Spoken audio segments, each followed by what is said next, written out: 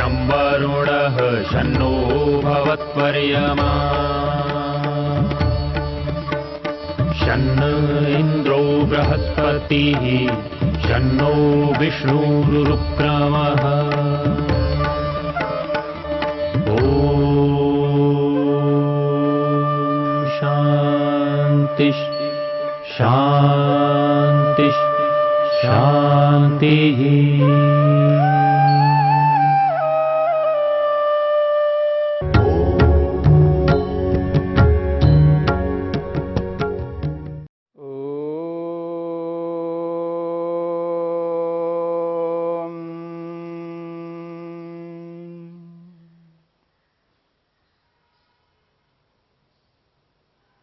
साधनपाद के 28वें सूत्र को लेकर के हम विचार कर रहे हैं। योगांगानुष्ठानात् अशुद्धि क्षये ज्ञान दीप्तिराविवेक ख्याते है। इस सूत्र की व्याख्या करते हुए महर्षि वेदव्यास ने कारणों की चर्चा की है। मनुष्य अपने जीवन को सफल बनाने के लिए जिन कारणों को अपनाता है और उन कारणों को अपना करके अपने लक्ष्य को, प्रयोजन को पूर्ण कर लेता है, ऐसे उन महत्वपूर्ण कारणों को लेकर के महर्षि वेदव्यास ने यहां पर चर्चा की है। शास्त्र में कितने प्रकार के कारण होते हैं? कतिचा एतानि कारणानि शास्त्रे भवन्ति। उसका समाधान के रूप में महर्षि वेदव्यास ने कहा नव एव इत्याह, 9 प्रकार के कारण होते हैं। और श्लोक के माध्यम से स्पष्ट किया है तद यथा उत्पत्ति स्थिति अभिव्यक्ति विकार प्रत्यय आप्तयः वियोग अन्यत्व धृतयः कारणम नवधा स्मृतम। महर्षि वेदव्यास ने श्लोक के माध्यम से 9 कारणों को प्रस्तुत किया। उत्पत्ति एक कारण, स्थिति दूसरा कारण, अभिव्यक्ति तीसरा कारण, विकार चौथा कारण, प्रत्यय पांचवा कारण, आप्ति छठा कारण, वियोग सातवां कारण, अन्यत्व आठवां कारण और धृति 9वां कारण। इन 9 प्रकार के कारणों में संपूर्ण विश्व अंतर्निहित है। यानी मनुष्य इन 9 कारणों के माध्यम से अपने प्रयोजन को पूर्ण कर लेता है, कृतकृत्य बन जाता है, करने योग्य समस्त कार्यों को कर लेता है और मुक्त हो जाता है। आत्मा के मुक्त होने के पीछे ये कारण महत्वपूर्ण हैं। उत्पत्ति कारण को लेकर के महर्षि वेदव्यास ने स्पष्ट किया था, आपके सामने आ चुका है। वृक्ष की उत्पत्ति में बीज कारण जिस प्रकार से है, घड़े की उत्पत्ति में मिट्टी जिस प्रकार से कारण है, उसी प्रकार से विज्ञानस्य उत्पत्ति कारणम मनो भवति। महर्षि वेदव्यास ने कहा विज्ञान की उत्पत्ति में जो कारण है वो है मन। बिना मन के ज्ञान विज्ञान हमें उत्पन्न नहीं हो सकता। आज जो जानकारी हमारे पास में है, जिस ज्ञान को हम प्राप्त कर रहे हैं, मन के माध्यम से प्राप्त कर रहे हैं। मन एक बहुत महत्वपूर्ण कारण है। दूसरे कारण को लेकर के महर्षि वेदव्यास ने स्पष्ट किया है, स्थिति कारणम। स्थिति कारणम मनसः पुरुषार्थता। शरीरस्य इव आहारः, उदाहरण के साथ में स्पष्ट किया है। जिस प्रकार से आहार भोजन शरीर की स्थिति का कारण है, बिना भोजन के शरीर स्थिर नहीं रह सकता, जीवित नहीं रह सकता, स्वस्थ नहीं रह सकता। शरीर को शरीर के रूप में स्थित रखने के लिए, स्थिर रखने के लिए आहार की आवश्यकता है। ठीक इसी प्रकार से महर्षि वेदव्यास ने स्पष्ट किया है, मनसः स्थिति कारणम पुरुषार्थता। मन की स्थिति का, मन को मन के रूप में बनाए रखने का यदि कोई कारण है, वो है पुरुषार्थता। भोग और अपवर्ग ये जब तक बने रहेंगे हमारे जीवन में, तब तक आत्मा के साथ मन बना रहेगा। मन आत्मा से पृथक नहीं हो सकता। चाहे वो एक जन्म लगे, दो जन्म लगे, 100 जन्म लगे, सैकड़ों जन्म लगे, हजारों जन्म लगे, लाखों जन्म लगे, करोड़ों जन्म लगे, अरबों जन्म लगे, मन आत्मा के साथ बराबर बना रहेगा जब तक पुरुषार्थ को पूर्ण नहीं करेंगे। भोग और अपवर्ग को जब तक पूर्ण नहीं करेंगे, तब तक हमारा मन आत्मा के साथ जुड़ा रहेगा। मनसः स्थिति कारणम पुरुषार्थता, ये बात कही है। तीसरा कारण अभिव्यक्ति। अभिव्यक्ति का अभिप्राय है प्रकट होना। अभिव्यक्ति कारणम यथा रूपस्य आलोकः। महर्षि वेदव्यास ने कहा, अभिव्यक्ति का कारण, प्रकट होने का कारण, रूप की अभिव्यक्ति का जो कारण है वो है आलोकः, प्रकाश। अंधेरा है और अंधेरे में कमरे में जो वस्तुएं रखी हुई हैं ज्ञात नहीं हो पा रही है कौन सी वस्तु कहां पर रखी हुई है। तो रूपस्य अभिव्यक्ति कारणम आलोकः, और उन वस्तुओं के जो रूप है उसको प्रकट करने वाला यदि कोई है तो वो आलोक है, यानी प्रकाश है।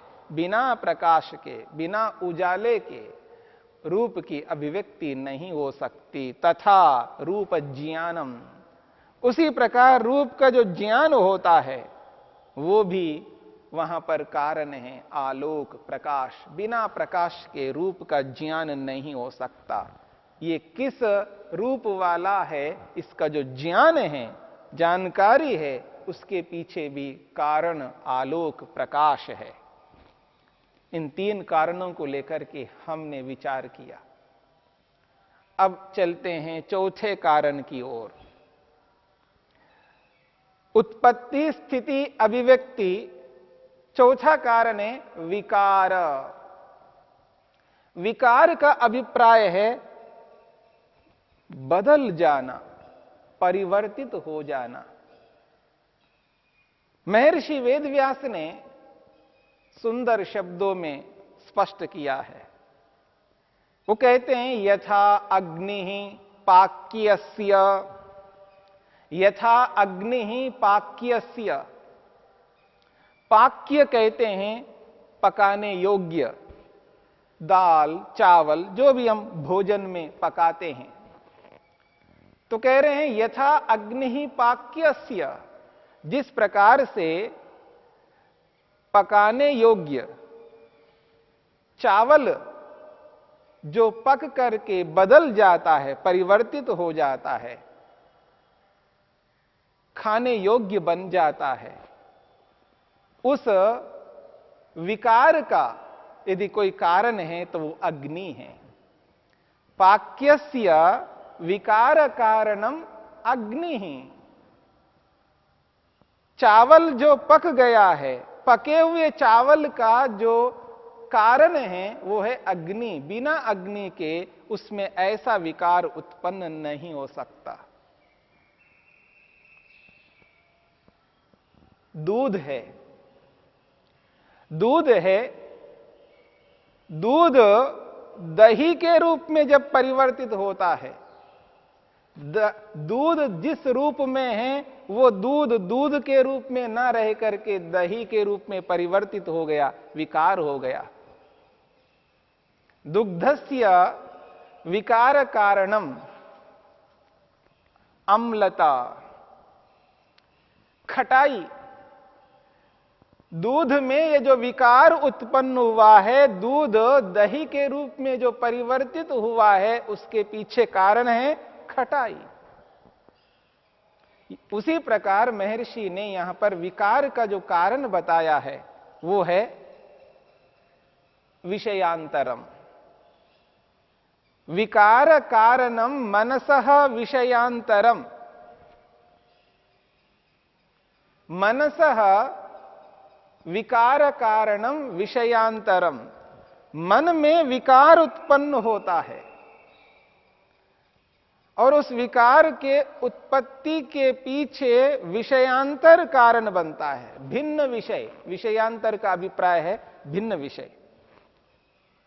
मनुष्य, कोई भी मनुष्य जिस स्थिति में विद्यमान है, अर्थात मन में जो विचार उसका चल रहा है, मन की जो वृत्ति चल रही है, सात्विक वृत्ति चल रही है, शांति से विद्यमान है।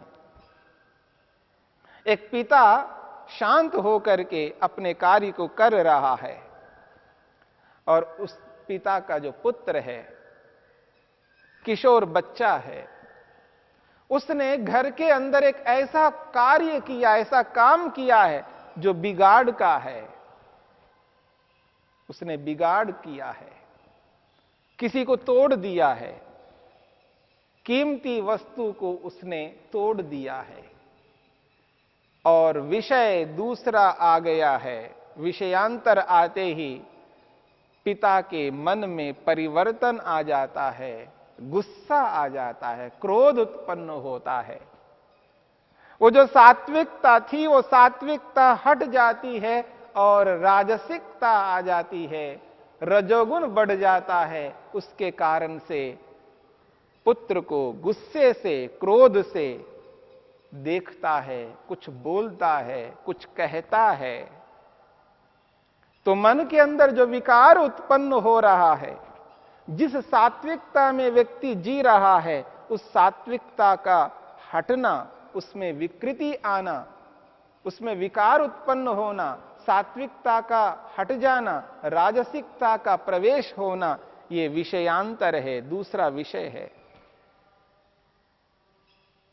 कोई ऐसा आलंबन है, उस आलंबन के सामने आते ही मन में विकार उत्पन्न होता है, मन परिवर्तित हो जाता है। कभी सात्विक है तो कभी राजसिक है, कभी राजसिक है तो कभी तामसिक है। अलग अलग विषयों को ध्यान में रखते हुए व्यक्ति का मन बदलता रहता है। तो मन में जो विकार उत्पन्न होता है, मन जो परिवर्तित होता है, उसके पीछे यदि कोई कारण है वो है विषयांतर।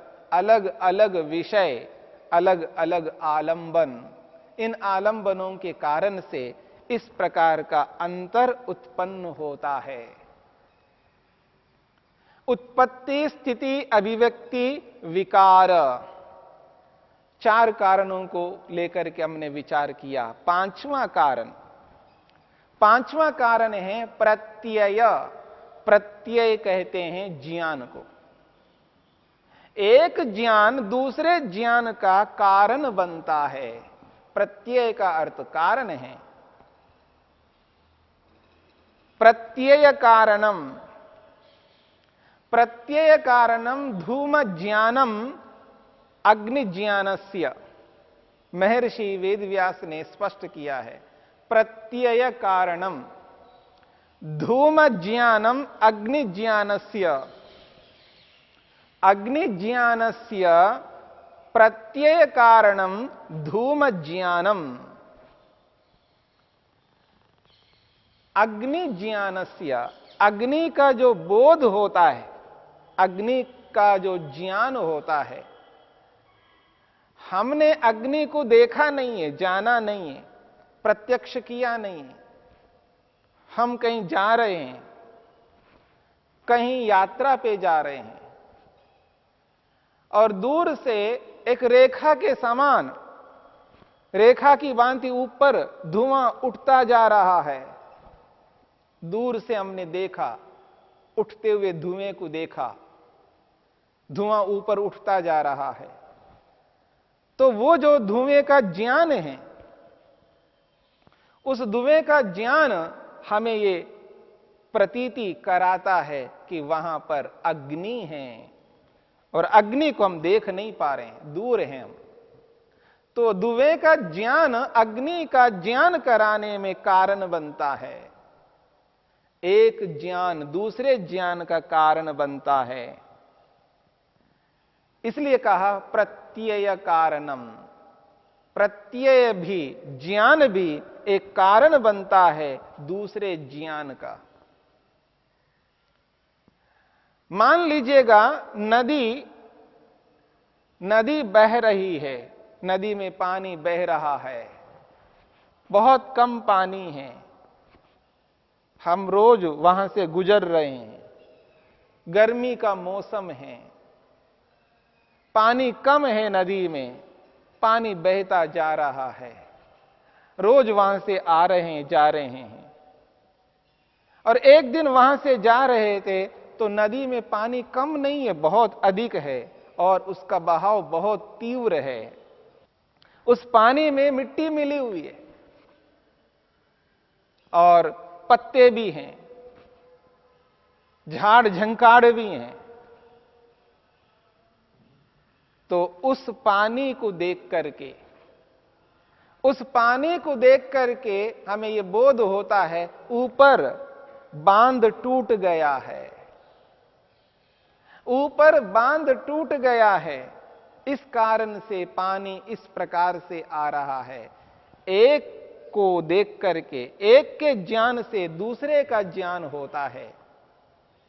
कार्य को देख करके, कार्य के ज्ञान को, कार्य के आधार पर कारण का ज्ञान होता है, कार्य के ज्ञान के आधार पर कारण का ज्ञान होता है, और कहीं कारण के ज्ञान के आधार पर कार्य का ज्ञान होता है।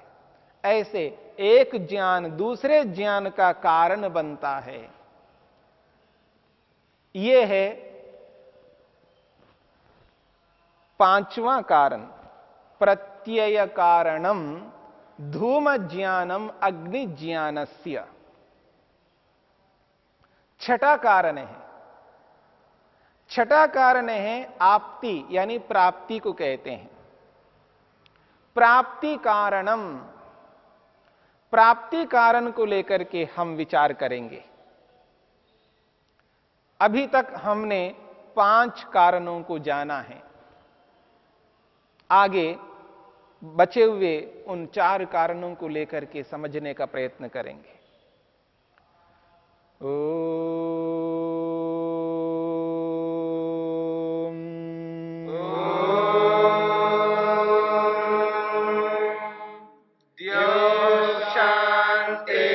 शांतिरंतरिक्षं शांति पृथिवी शांतिरापः शांतिरोषधयः शांतिः वनस्पतयः शांतिर्विश्वे देवा शांतिर्ब्रह्म शांति सर्वं शांति शांतिरेव शांति शांति